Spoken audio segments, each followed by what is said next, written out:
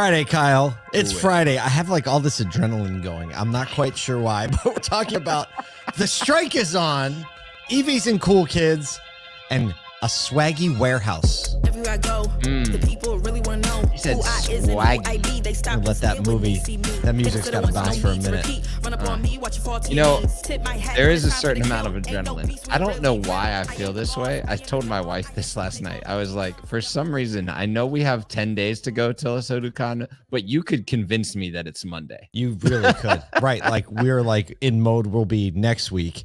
A Sodukan coming in October, September 26th, 27th, Sodukan.com. We still have some tickets. Please come be with us, especially if you're close to the area. Drive in, drive out, or fly in, fly out. It'll be an awesome time. Great place to be. Go look at the speakers, look at the sessions. It's just, I mean, awesome's the wrong word. It's not awesome. It's just not such awesome. not even. That's just like I had to say a word, so I said just came out that way. But the Auto Collabs podcast we've been releasing leading up to it have been fantastic. I can't remember when we've had like such a slew of podcast after podcast that left us a little speechless. Me, you, Michael Cirillo. You can get that at autocollabs.com. We're heading to Atlanta too, you and me. We are. And our wives, actually. And our wives. And my kids. And your kids. Right? By the way, you can't get autocollabs.com, but you can search Auto Collabs on Google, and it's the first 8 things. So. Oh, there you go. Nailed it. Nailed it. If you're in the Atlanta area, come visit us at the Beaver Toyota premiere of More Than Cars episode 2, live premiere. Beaver Toyota, incoming Georgia, Saturday, 8 p.m. Look, if you're hearing this in the podcast, you can just show up, right? You just can show up. Say Paul and Kyle sent you. I know those guys in the flat bills over there. Yeah, you'll be with your people. I promise you will be with your people, dude. We don't have nearly enough time to talk today, but we're heading over to the All Things Used Cars Clubhouse Room, David Long's Clubhouse Room, right after this live stream, 9 o'clock every Friday morning, 9 o'clock Eastern. We are there with some of the just most fun and brilliant practitioners in automotive, especially used cars, sharing their insights and having a lot of fun. It's always good. I guess we got to talk about a strike. I guess we got to talk about it. I was at a Savannah Bananas game last night. I don't want to talk about a strike. I know. That's all I want to talk about. We'll talk about it. I'll show you. I haven't even asked you about it. I know, because we got work to do. But let's get into it. All right, let's get into the most important part of today's show. UAW update. All right. Here we go. It's actually happening. Nearly 13,000 hourly workers began a strike against Ford Motor Company, GM, and Stellantis. This is the first simultaneous strike against all big three at once in the 88-year history of the United Auto Workers Union. When UAW President Shawn Fain arrived to announce the strike outside a Michigan plant just west of Detroit, his demeanor was described as kind of heightened sense of emotion, jubilant, smiling, leading chants, and actively participating in the gathering as media swarmed his vehicle. This guy is living for this stuff right now. He's like, this is what I always wanted in life. Do you really think he didn't want this to happen? No, nobody believes that. There was never going to be a resolution. Like that moment had to happen. It did. In Shawn Fain, his life, and a whole bunch of other. We'll get to some quotes here in just a second, but the thing that strikes me is it's still less than 10% of the total unionized workers across the 150,000. Yeah. So they, as we heard and as we expected, they are being strategic about the place where they're putting these. And if you notice, it is the hourly employees that are striking, which are the ones, as we'll see from a couple quotes on people that are there, people that are striking, that probably have the most to gain from some of these wage changes. Yeah, it's true. So obviously they're striking the profitable centers. Ford Bronco, Jeep Wrangler, Chevy Colorado are all going to be affected by this. GM expressed disappointment in the leadership. Despite GM was what they're saying is an unprecedented economic package we put in front of the union. Gerald Johnson, GM's executive VP, said, unfortunately, we did not reach an agreement by the September 14th deadline. Our goal remains the same. and we expect a fair contract with which rewards team members and also protects our company's future. Ford commented, they said the union's counterproposal, that the union, did come back with a counterproposal. They said it showed very little movement from their initial demands. Stellantis expressed disappointment and said they're taking protective measures to provide, they said they're going to institute, I think, the countermeasures, on, I don't know what that means. It's a very boardroom. It's a very Stellantis-y answer. Michael Huddleston, a 35-year worker at one of the Michigan assembly plants, emphasized the importance of being there at midnight. He earns $17.67 an hour and struggles with his own Chevy truck payments. He says, I look at this action as longevity, he said. I make $17.67 an hour. You can't really live off that. He did say that, McDonald's workers are doing better than we are in some places. And the union has a fund and they start paying out striked workers $500 a week. Right. So for a worker at that wage, right, he's going to be pretty close to even. And you start to factor in he was at a GM plant, so they already offered a 20% wage increase, which would, get that worker particularly up over $20 an hour. But, they're going all in on this. So I don't know, man. I feel like there's the update. It's Shawn a thing. Fain is in his heyday. And I would just say to dealers, don't freak out too much. I still think that there's going to be a fairly quick resolution. I don't think this is going to be a long drawn out thing. Again, these manufacturers, the big three still have some of the highest ground stock in the US. And so we're not going to see we're not going to see next week impact on used cars or anything, but pay attention to it.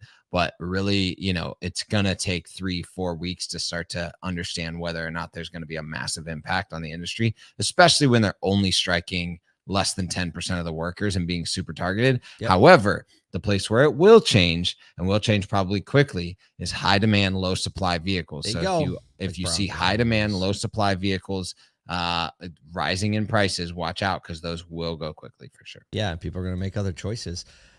Speaking of people having other choices, segue. That's a good one. I think it's a solid segue.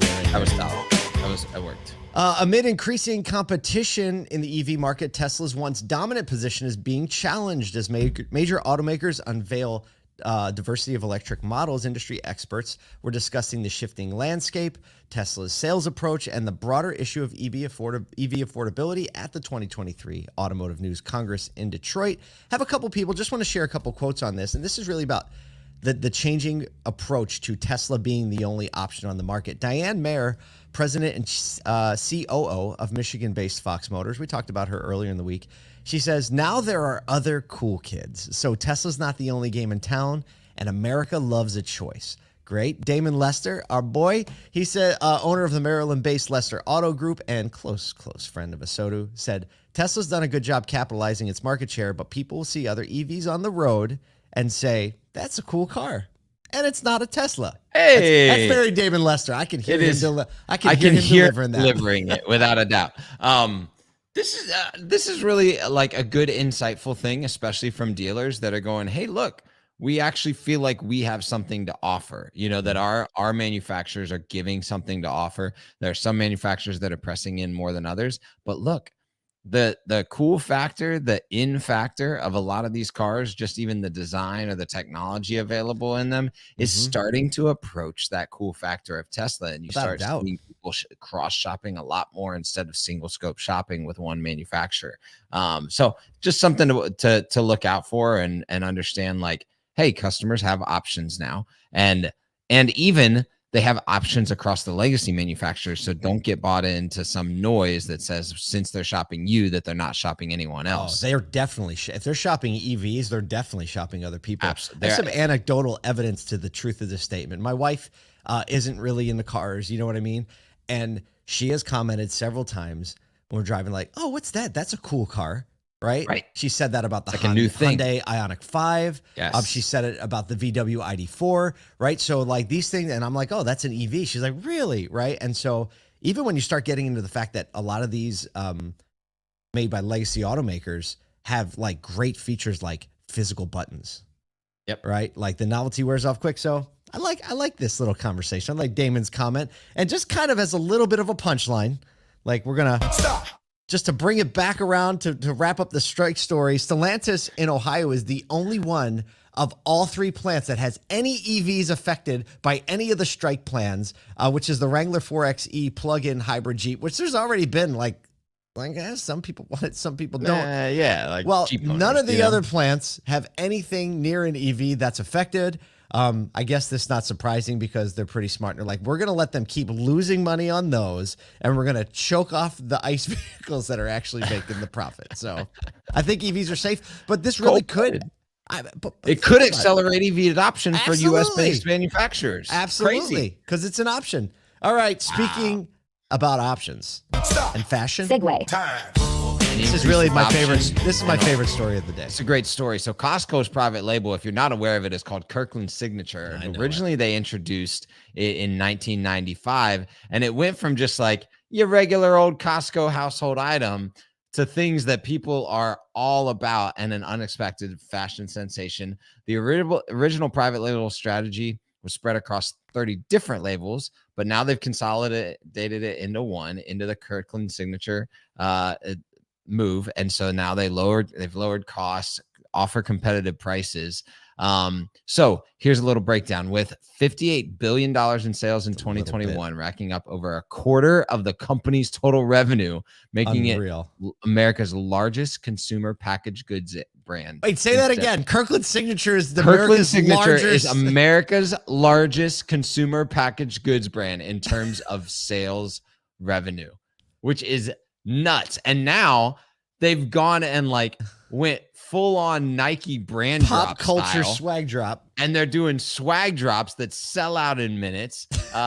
Companies like this, they've seen all the company get affected by this, citing that things like even just membership renewals, they believe are up to 92.6% because of brands like Kirkland's. That's right. They're tying loyalty to brand. So they have 65 million households that are renewing at a 92% renewal rate, which is where all the profit comes, by the way.